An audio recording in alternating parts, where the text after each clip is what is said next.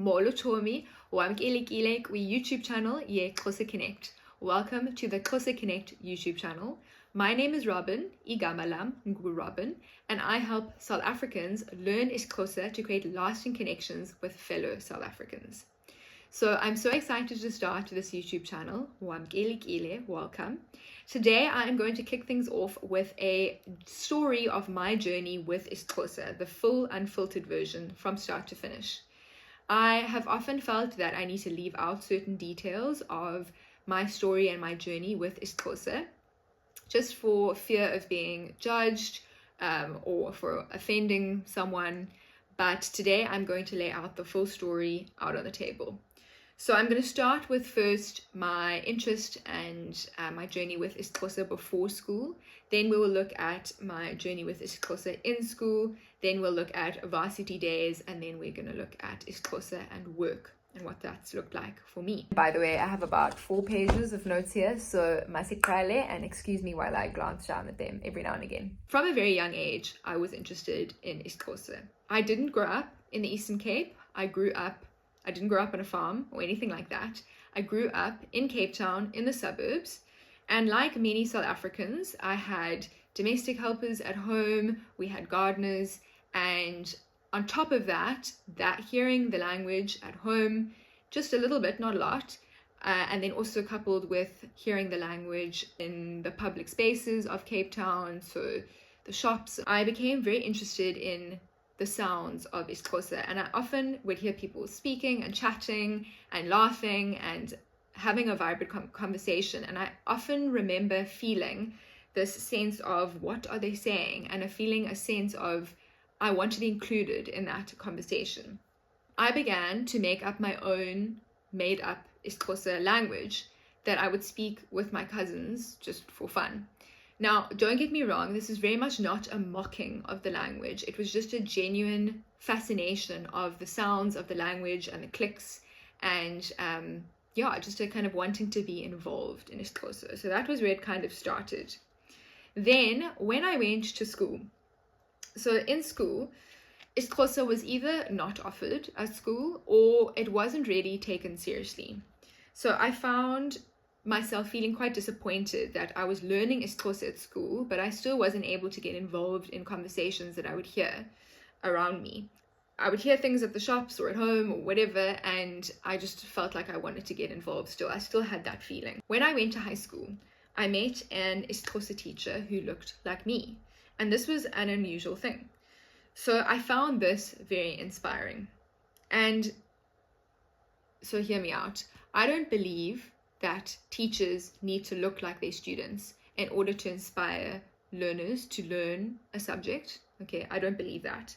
However, I do think it certainly helps for a learner to be able to see themselves in their teacher and somehow to be able to relate in some way.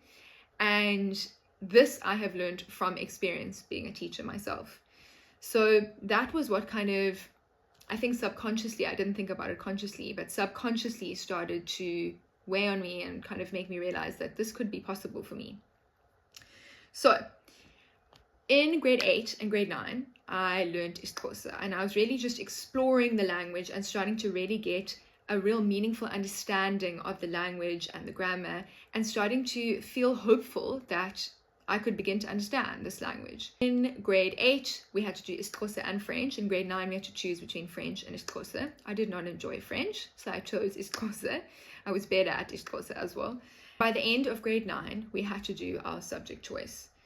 So I had 2 subjects chosen, grade 10 subject choice, and then I was really indecisive and tossing up between drama and IsiXhosa, and I was really going back and forth, and eventually people got quite sick of me going back and forth about my decision.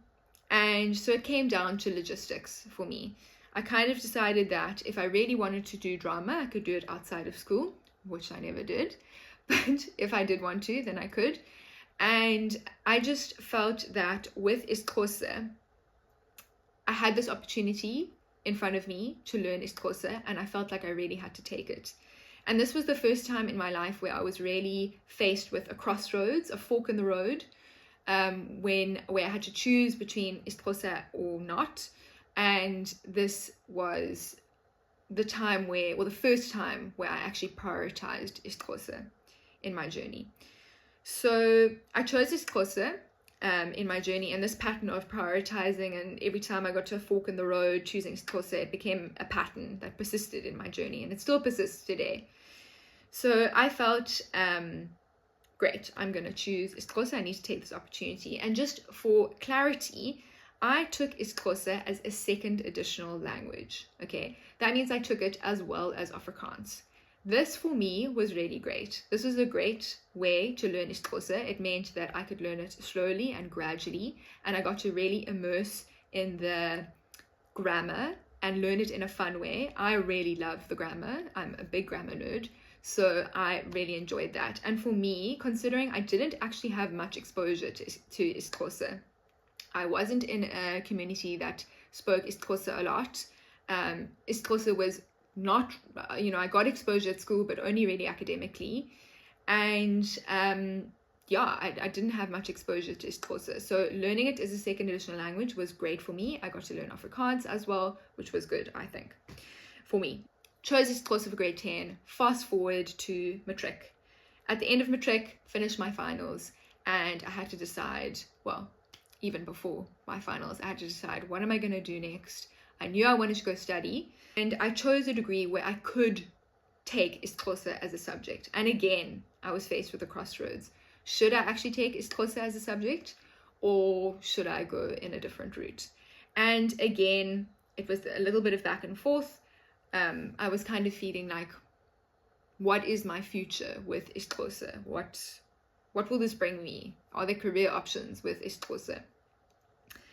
And despite all of this, despite feeling a bit unsure, I again just felt this pull with IsiXhosa. And I often feel, or I have felt whenever I get this fork in the road, that there's a pull, there's a feeling of being drawn to IsiXhosa.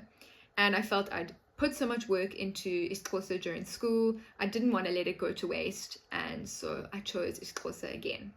So in my degree, because I'd finished or I'd done IsiXhosa to matric, I skipped my first year and I finished the major in 2 years, which was actually a little bit sad because I wanted to do all 3 years of IsiXhosa if I could. So what I did in that third year is I rather tutored. I did private tutoring and group tutoring and lots of tutoring. And that was the start of my teaching journey. So I got to the end of my third year. And by that time, I had already done 2 trips to the Eastern Cape, and I was really starting to grow in my conversational confidence and speaking in public. And I was shy, but capable. And I still am shy to speak often to this day. So I thought, okay, what do I do next? Again, I just had this feeling of being drawn to IsiXhosa. I wanted to do more with it. So I decided to do my honours in IsiXhosa. And I was very lucky to get funding for that. It was very much a big passion project for me. I didn't know if my honours would progress me in my career or have any career opportunities or mean that I would have a successful career or a more meaningful career or anything. I just very much had a passion and I really wanted to do or take IsiXhosa further. So I was passionate and I was determined. And by this time, I had also discovered my knack for teaching and my enjoyment of it. So through lots of private tutoring and group tutoring and all of that, I decided, okay, I'm going to focus my honours on IsiXhosa, or my honours thesis, IsiXhosa research in schools, and looking at that. So I actually went into schools and did some research for my IsiXhosa honours thesis. And I did that in Western Cape schools, of course. And naturally, by the end of my honours, it just felt natural to do teaching as my postgrad. So I was quite unsure about doing teaching, and it did turn out to be quite a struggle. I had to really, really learn to advocate for myself when it came to making sure that I could take IsiXhosa as one of my teaching subjects, one of my method subjects. And I actually ended up in the home language / first additional language IsiXhosa method class, because there was no second additional language class. I was the only person who was taking IsiXhosa as a second additional language teaching subject, and I was the only non-mother tongue speaker in that class. So I was incredibly grateful to that awesome lecturer who allowed me to take IsiXhosa for my method, and she just made a plan for me. But I did feel quite alone a lot of the time in doing IsiXhosa the way that I did. So I felt a bit alone, and I was also switching between high school and junior school, between junior school and high school. And eventually I finished my teaching postgrad with geography and IsiXhosa second additional language as my method teaching subjects. And from there, I felt, okay,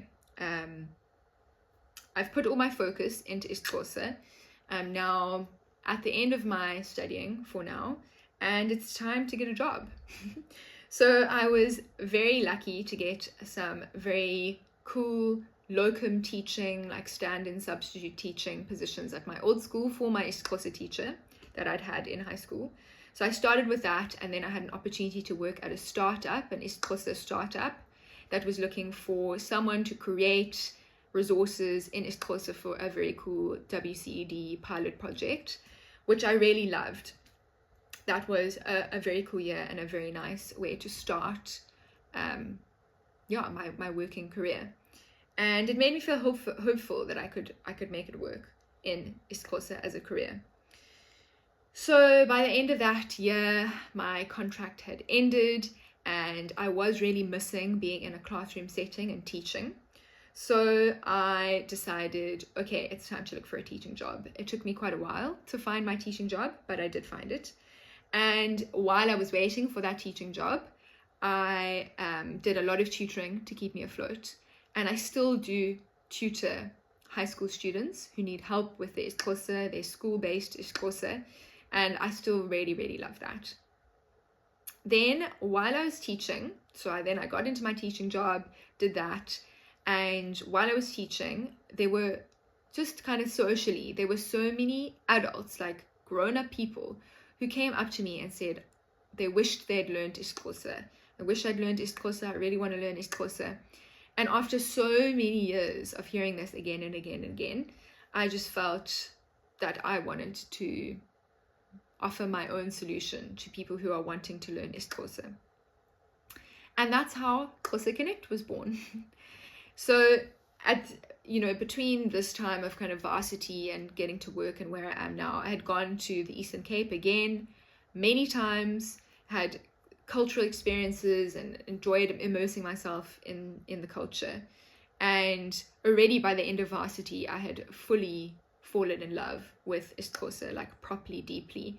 But by this time, I was just incredibly passionate and just fully into it, fully into IsiXhosa. And I had also really grown in my conversational confidence, and I had learned the best strategies that worked for me to have conversations in IsiXhosa. And I really wanted to share these because I could see other people, I would share these with other people, and I could see other people applying this. And I wanted to be able to share this on a bigger platform. In all of this time and all of these experiences, I just felt that my passion to promote social cohesion in South Africa and promote a more connected society in South Africa had really grown. And I realized that this connection and this feeling was something that I was craving and lots of other people were craving too. So I set out on my journey with Xhosa Connect. And that leads us to today. That's where we are now. So as you can see, my story is very much a story of continuously recommitting myself to learning and eventually teaching and sharing IsiXhosa. I did not grow up in a space where I was constantly exposed and immersed to IsiXhosa. I did not grow up in the Eastern Cape. I did not grow up on a farm. And I had limited exposure even in school. It was mostly academic that I was exposed. I had limited exposure apart from the fact that in the Western Cape, IsiXhosa is spoken. So I did hear it around me, but I wasn't deeply immersed into it. But I just fell in love with IsiXhosa. I fell in love with the warmth that warmth that you get when you speak to someone in their own language and connecting with someone like that. So I took the opportunity that I had, which was to learn IsiXhosa academically, and I ran with it. I don't think that you necessarily have to be constantly immersed like 24/7 in IsiXhosa or in a language to learn it. But what I will say is that having a passion and an interest and some kind of guiding reason or some kind of motivation certainly helps when you are learning IsiXhosa. This thing of learning IsiXhosa has just allowed me to build so many connections. It's opened up so many connections, so many amazing friendships and relationships that I've built, and it's just exposed me to so much more and so many different things and so many different work opportunities. That is what I'm here to share, basically. And if you are not convinced yet of this, no problem. Follow along, because I'll be sharing lots more on this page. And you can also go and follow me on Instagram so that you can see what is possible for you right now.